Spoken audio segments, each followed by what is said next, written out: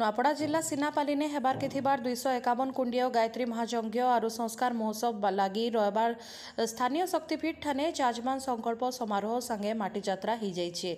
विधि हिसाब से संकल्प समारोह करा जाइथिबार बेले ई अवसर नूआपड़ा जिला संयोजक जयराम सबर, जिला युवा प्रभारी नारायण अहिर, शांतिकुंज प्रतिनिधि खगपति मेहेर, दिलीप कुमार सिन्हा, केनुराम यादव, सोमेश देवांगन, सदानंद ठाकुर, पूर्णचंद्र मेहेर, अर्जुन नाग, शक्तिपीठ सभापति शशिभूषण माझी, महायज्ञ सभापति तरुण कुमार मेहेर, संपादक त्रिनाथ मेहेर प्रमुख मंचासीन रहीकरी संकल्प समारोहती महत्व विषयती अवगत करथिले।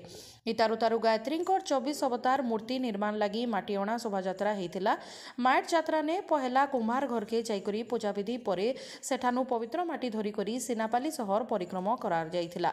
इथिर सांगे सहरर सबु देवादेवी मंदिर दर्शन पूर्वक पवित्र माटी के यज्ञस्थल थी स्थापन करा जाइछे। कार्यक्रम सफलता ने शैलस अग्रवाल, मुनेश अग्रवाल, दिनेश मेहेर, संतोष नायक, धीरेन्द्र शाह, श्रीकांत मेहेर, मधु पात्रंकर संगे शक्तिपीठ सबु परिजन भाई भौणी सहयोग करथिले।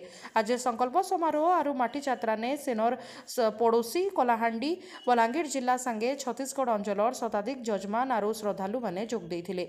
Bureau report Udanti news Odisha. एमिति नुआ नुआ वीडियो देखिबा पई आम चैनल को लाइक, शेयर, सब्सक्राइब करन।